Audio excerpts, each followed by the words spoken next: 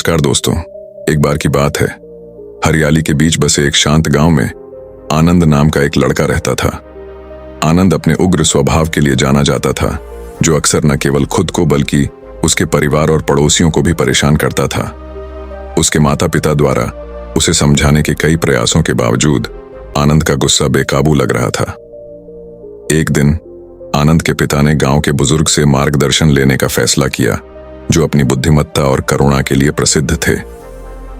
बुजुर्ग ने आनंद को अपने गुस्से को नियंत्रित करने में मदद करने के लिए एक अनूठा तरीका सुझाया।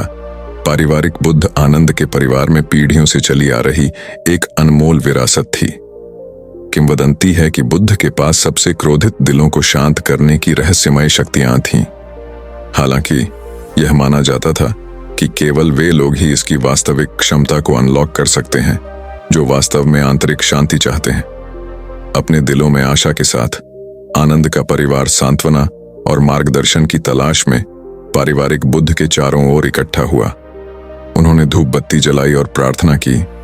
आनंद को अपने क्रोध पर काबू पाने में मदद करने के लिए बुद्ध से प्रार्थना की। जैसे जैसे दिन हफ्तों में बदलते गए, आनंद ने अपने भीतर एक सूक्ष्म बदलाव देखा।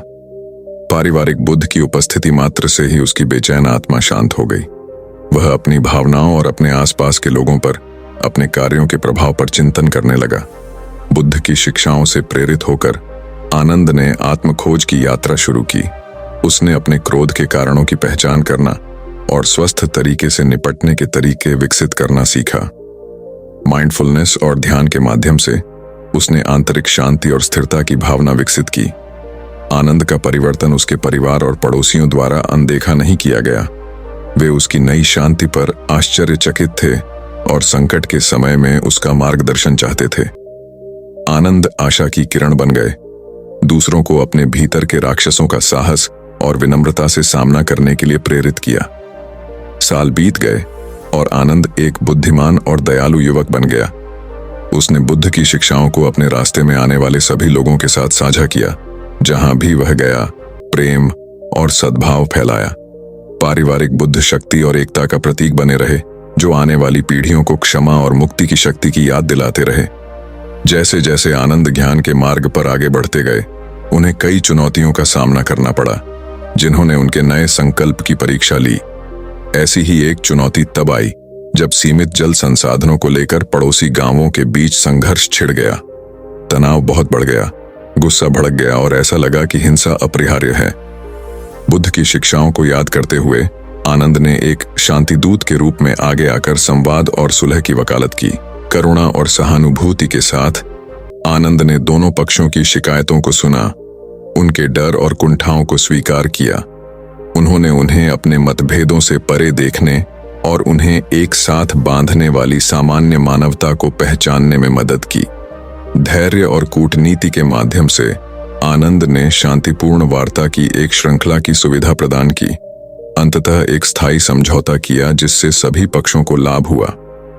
उनके प्रयासों ने न केवल रक्तपात को रोका, बल्कि ग्रामीणों के बीच एकता और सहयोग की भावना को भी बढ़ावा दिया।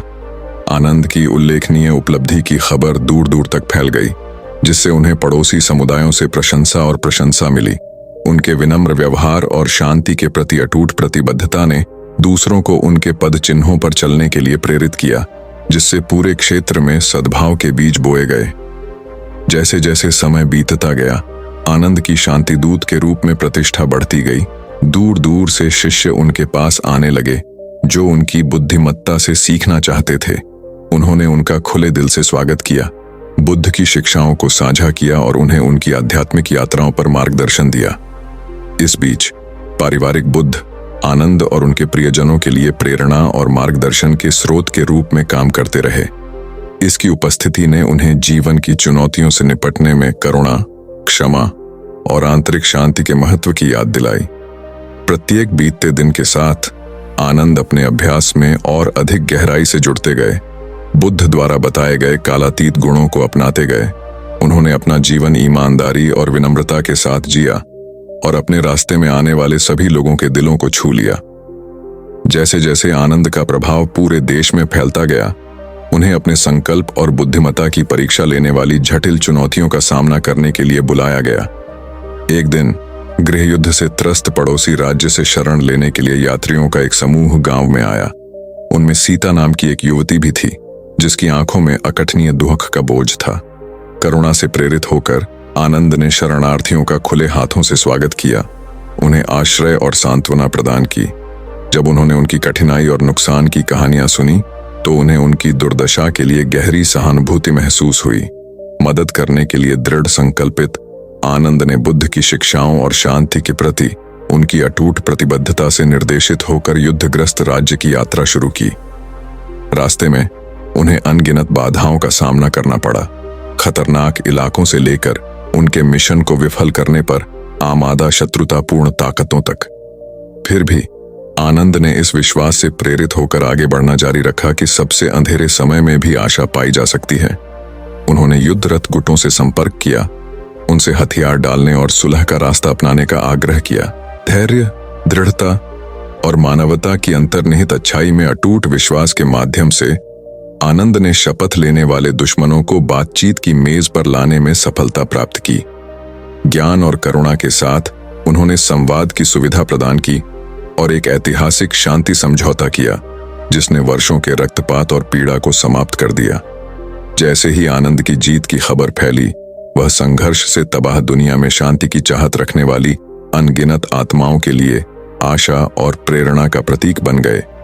दूसरों की भलाई के लिए उनके निस्वार्थ समर्पण ने उन सभी के दिलों को छू लिया जिन्होंने उनके असाधारण कार्यों को देखा। इस बीच गांव में वापस पारिवारिक बुद्ध आनंद की उल्लेखनीय यात्रा के मूक गवाह के रूप में खड़े रहे। इसकी शांत उपस्थिति आंतरिक शांति की शक्ति और मानव आत्मा की असीम क्षमता की निरंतर याद दिलाती रही। इसके बाद के वर्षों में आनंद की विरासत कायम रही, समय और स्थान को पार करते हुए भावी पीढ़ियों को एक ऐसी दुनिया के लिए प्रयास करने के लिए प्रेरित किया जहां करुणा क्रूरता पर विजय पाती है और प्रेम सर्वोच्च होता है।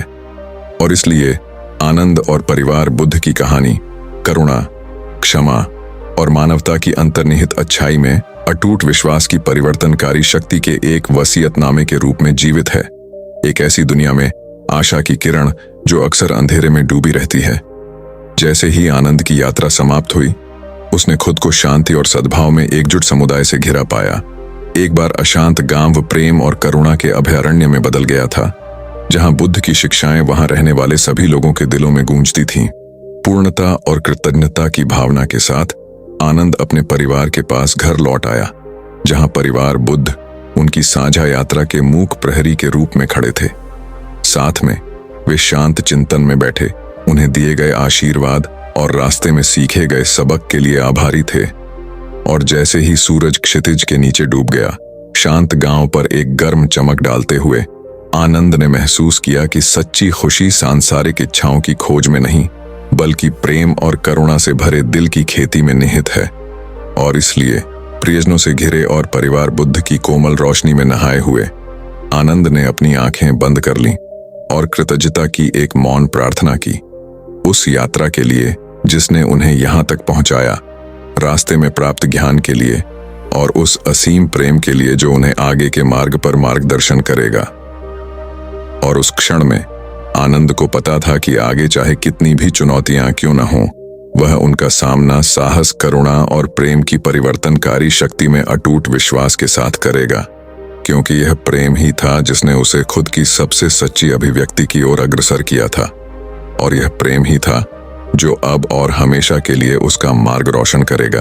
और इस तरह आनंद और पारिवारिक बुद्ध की कहानी समाप्त होती है, एक कालातीत अनुस्मारक कि हम में से प्रत्येक के भीतर अंधकार को प्रकाश में और निराशा को आशा में बदलने की शक्ति निहित है। बार बार प्रेम को चुनने के सरल कार्य के माध्यम से।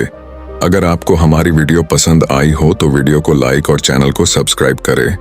धन्यवाद।